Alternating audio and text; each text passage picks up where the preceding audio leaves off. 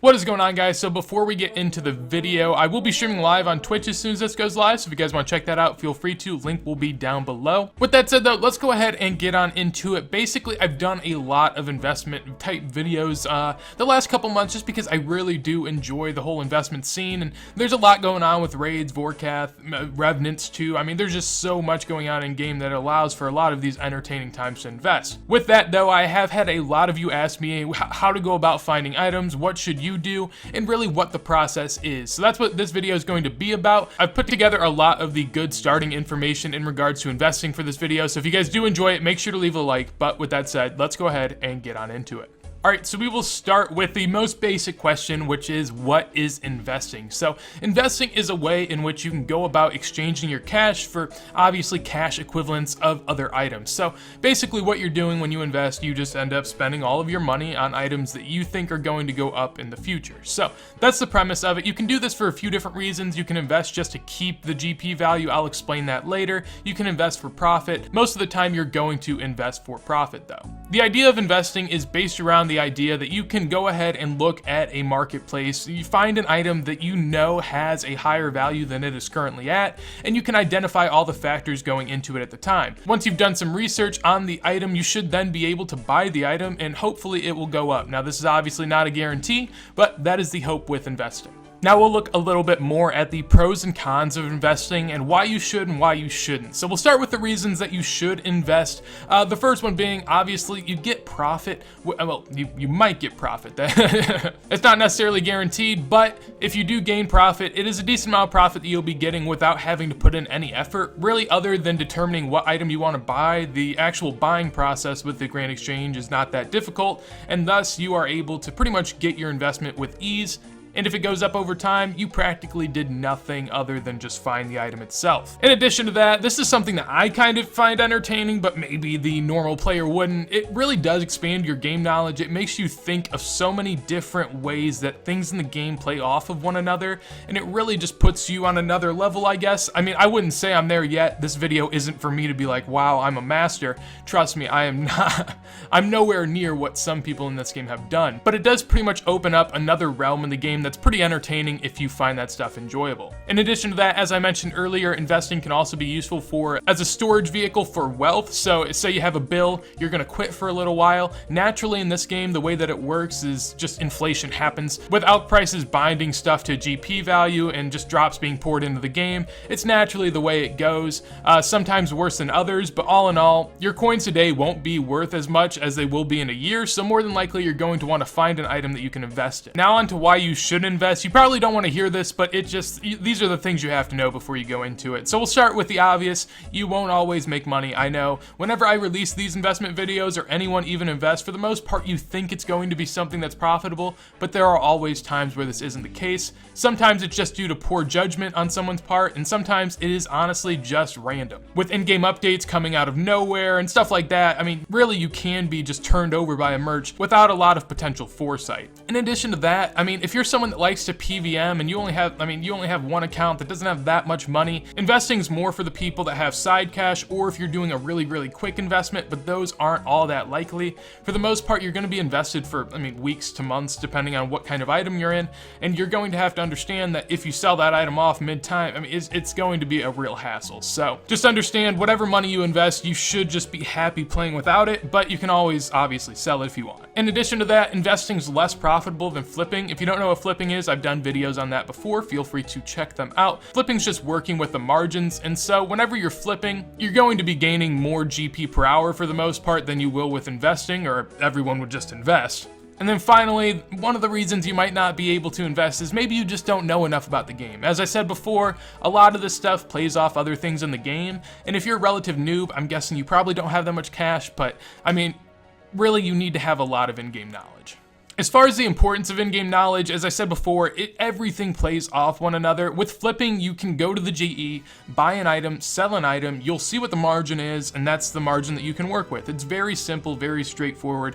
Anyone can do it if you have a little bit of cash. There's no thought there. So to think that you can go from flipping to investing just because you've messed around at the GE and made some money flipping, that's not going to be the case at all, and you need to understand that going forward. One thing that I'd highly recommend going forward, if you're someone that doesn't even plan on investing because you don't have enough cash at the time but would like to going forward, one thing that you can do is just go on GE Tracker, hey, plug, sponsor, or I mean any site you want to go to, look at prices and find items that you would theoretically want to invest in. And this is how I find out whether or not my potential investments would have been profitable. It's definitely a way for you to be able to start to make these connections, and I'd highly recommend it. Now this is where we are going to spend the bulk of the video, and this is how to identify if an investment is worth it for you. So what we have to understand going forward is that the Grand Exchange is how people in RuneScape trade. It's one person to another. No one source is pushing items into the game, so really we create the prices, and this is why public perception is massive. So no price is necessarily bound to any price that it's at. We just decide what it's going to be worth, other than alt prices being the floors of most items. So oftentimes when we in the community decide whether or not an item is worth it or not going forward, that has a really big impact on these items. Oftentimes this creates a lot of opportunities for people to be a contrarian. Whenever these prices dip or rise, you have to understand that the community is just freaking out, and typically what ends up happening is they even out a little bit, and the massive dips or rises at the beginning aren't necessarily what you're going to see going forward. So for this, I highly recommend following massive creators or anyone that has an influence over the game on Twitter or Reddit. Reddit sometimes can be, I mean, you know, it is what it is. But you do want to look at as much information as you can when investing, because it's just going to be really helpful, especially with stuff like this, that if someone says something about an item, it can really affect the price of it. So you just want to be informed. The second determining factor is bots in old school RuneScape. Botting is a massive problem in old school RuneScape, and it's not necessarily a problem, but Jagex tries to counter as best as they can. Sometimes it doesn't work, and all the items that are botted are obviously going to be lower than their natural price because no one's doing it, it's a bot. If you take the bot out of the game, the supply is no longer there, the price is going to go up. It makes sense,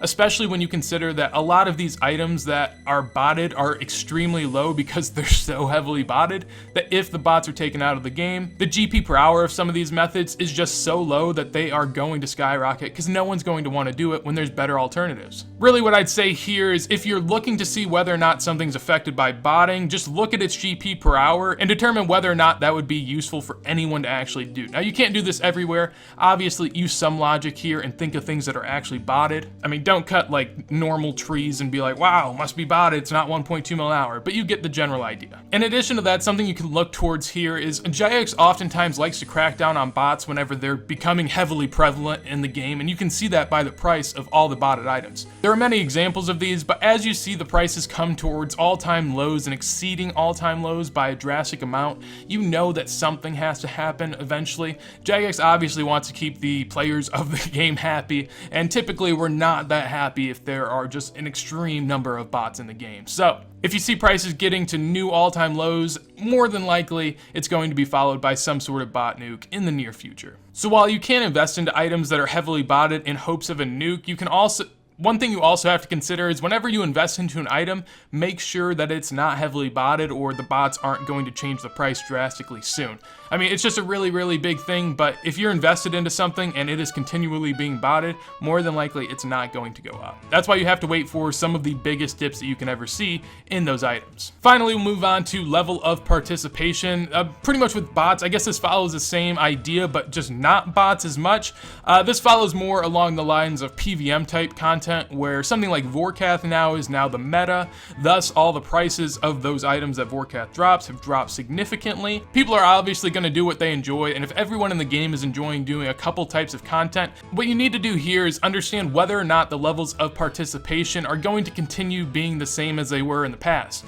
A big example of this is Raids. Raids 2 is planning on coming out at some point this year, I think later, and that's going to be huge because more than likely anyone that's a higher tier PVM content person is going to want to do Raids 2, thus driving up the prices of Raids 1, because more than likely those items are still going to be relevant, but there will be a lot less people doing Raids 1. So that's an example of it. In addition to that, you can connect it further. For another example, you could think of Vorkath right now, which is currently the meta. However, you know, in due time, maybe it will not be, such as Zulrah was not. And so once you start to feel as if the game is going to move on from Vorkath, all of the drops from Vorkath are going to be at the lowest they'll probably ever be because so many people were doing that boss. Once they stop doing the boss, things will start to even out. So up until this point, many of the items that you guys have seen are things that are just going to naturally happen within the game. However, However, this is not going to be the importance of RuneScape questions and answers, along with blog posts and polls, are so essential to investing if you want to be able to make some of the quickest profits you will ever see. So, the reason that this happens is because whenever stuff's announced on stream from Jagex, basically everyone freaks out, and it is chaos, really. By being in the stream or being some of the first people to view a post, you have this info before anyone else, and thus you can get in on it before the hype starts.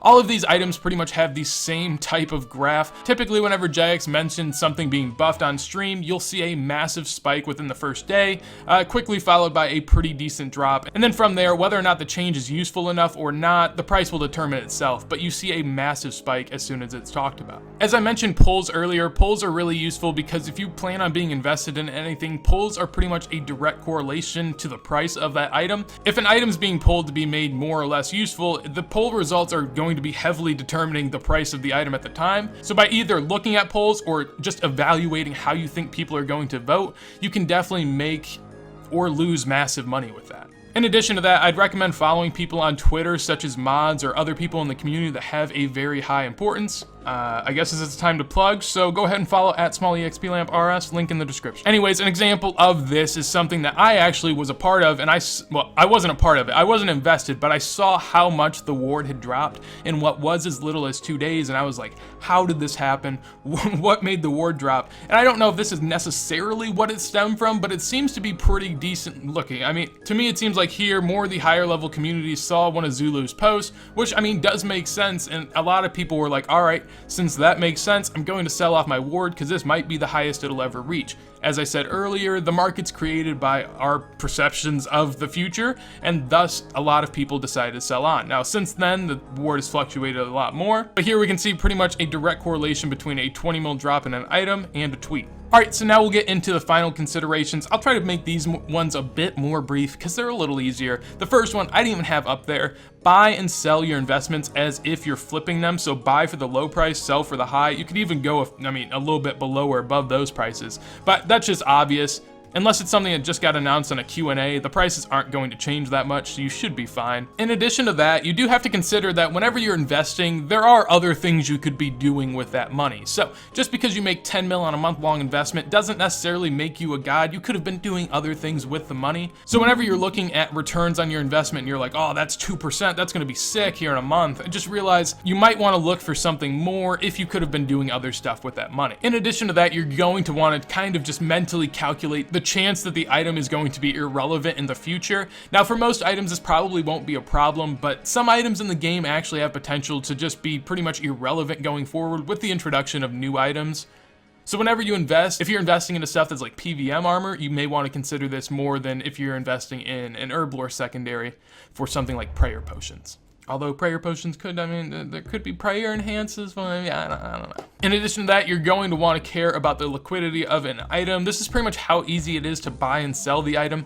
This is important because whenever you're going to want to sell it, you'll need an idea as how long it's going to take you. So hopefully you have an idea. If you want to sell off an investment because maybe it's going poorly or because, you just want your cash back, the liquidity is going to be really important as to how long it takes you to get it back. If you're someone that likes to, go and chuck bank at the duel arena, if you have to insta-sell all of your item and it has a really low volume in the GE, you could end up losing bank. So that's something you're going to want to consider. And then finally, this isn't as important, but floors and ceilings of items is something that you could consider in some instances.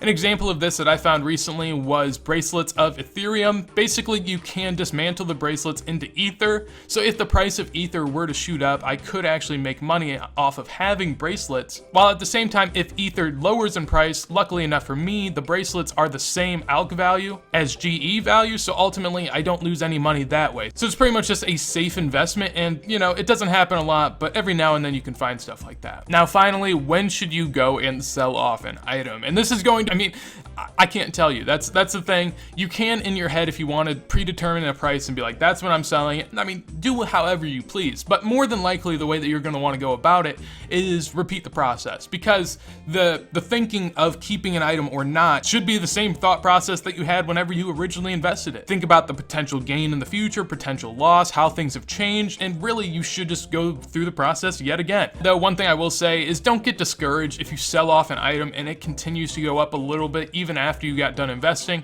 because To think that you could determine in your mind the exact peak of an item and sell then, and exactly when you sell they will continue to go down, is absurd. That's not going to be something that's practical.